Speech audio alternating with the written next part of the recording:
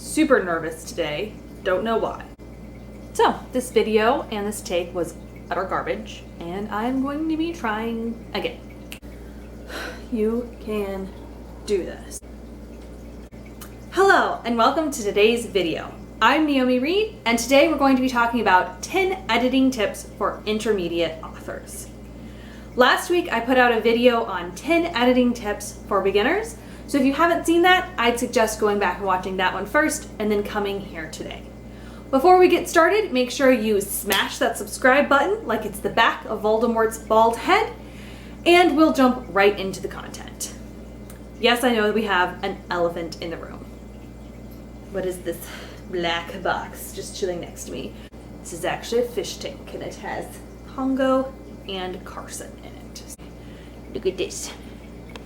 We're getting photobombed by Gremlin. You want to say hi, Cece? Say hi to the internet? Say bye. Run along now. Shoo.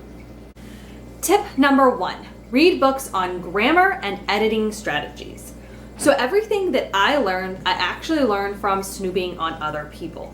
You really need to study this topic if editing is going to be a major part of your life. And if you are an author looking to publish, especially full-length novels, it's going to be a main part of your life.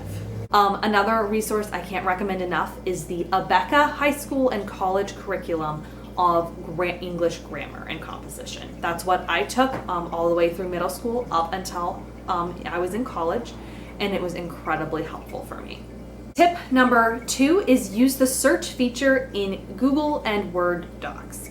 This is so helpful when you're trying to catch those times that you are repetitive, whether with names, phrases, places, things like that. You can kind of search all at once.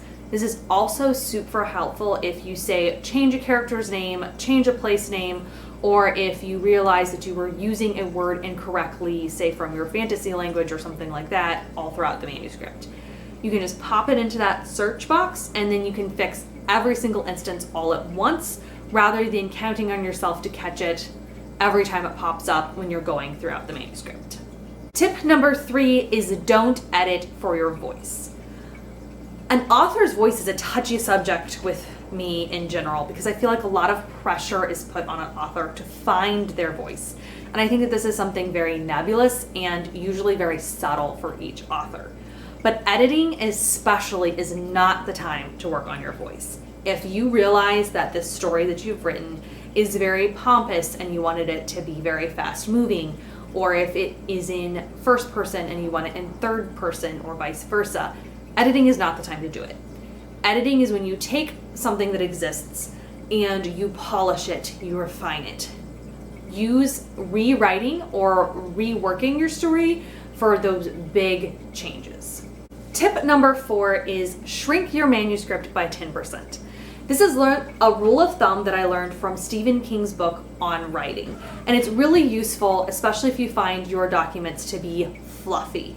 So if they have extra words, phrases, sentences, chapters, it can be really helpful to kind of bear in mind if you started out with X number of words, at the end your goal is to be roughly 10% less.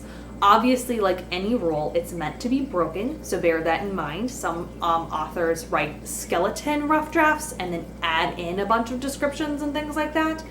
But in general, especially if you're wordy like me, it's just a good rule of thumb.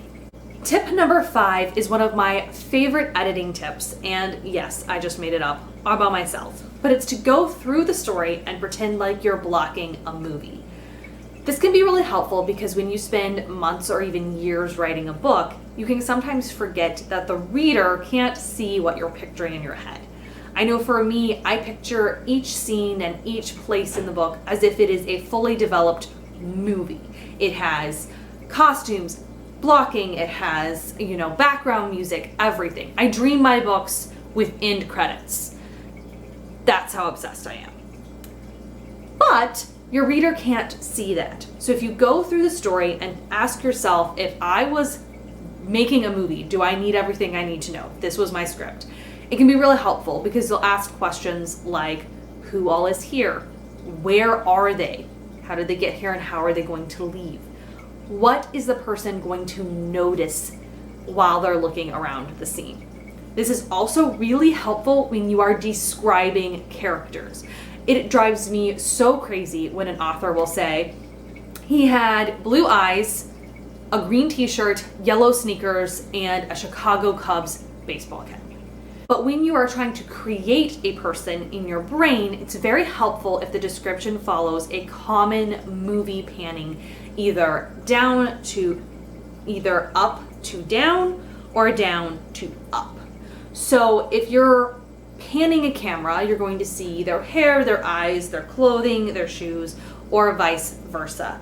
And when you're describing a character, if you're going into a lot of detail and you're describing that entire person, it's really helpful to follow that progression, because then when the reader is reading your book, they can picture it and it's almost like the character is being created as it goes, rather than them struggling to keep, okay, jacket, shoes, hair, weapon, kind of mishmashed and stick it all together.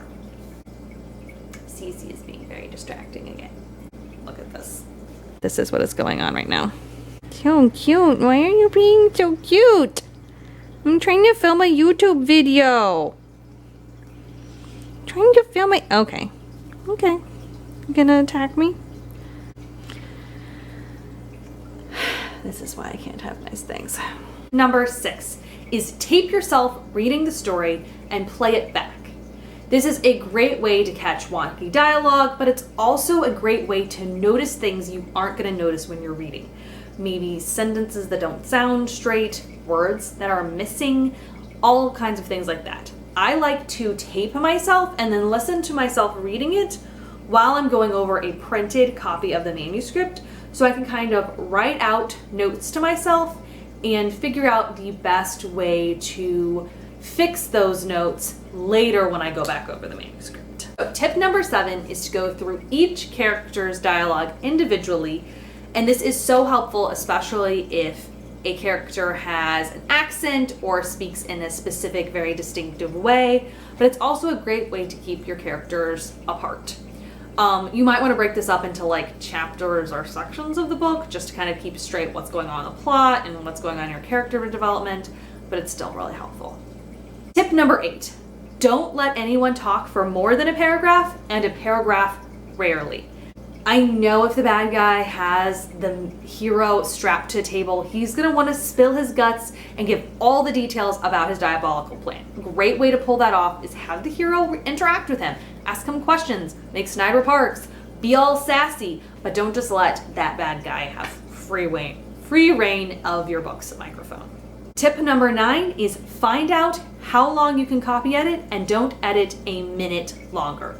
I personally can only edit for 20 minutes at a time, and at minute 21, those mistakes just start flying right past me and into the completed draft. So be careful not to push it yourself farther than you can go.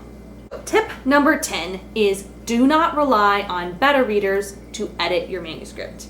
Having beta readers is a huge help, especially if you're self-publishing your book, but it can be a little bit tricky if you're counting on them to catch every mistake in your entire book. That's just not a beta reader's job. Edit, hire an editor, beg, borrow, and steal an editor, but beta readers are for things like, whoa, I really didn't see that plot twist coming, good job. Not for things like, hey, you have 29 dangling participles, and that's a problem. I hope you enjoyed today's video, and my little stinker muffin interrupting it and making filming incredibly difficult. And I will see you in the next video.